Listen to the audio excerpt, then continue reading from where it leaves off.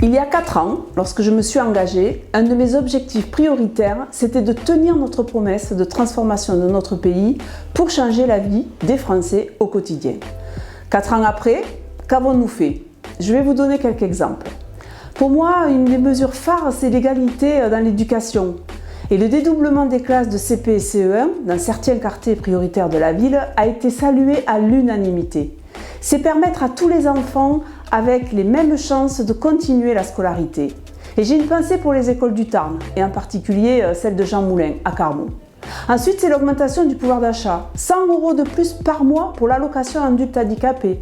La mise en place du reste à charge zéro pour les lunettes, les prothèses dentaires et auditives.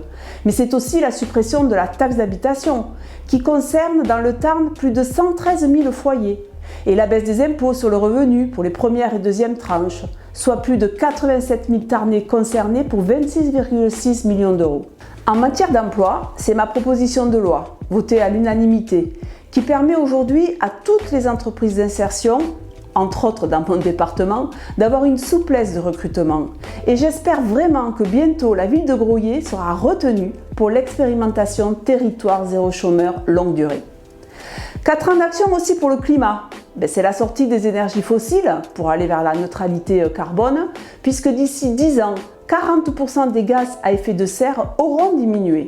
4 ans d'action pour la santé, avec des revalorisations de salaire pour le personnel soignant et un soutien financier pour les hôpitaux.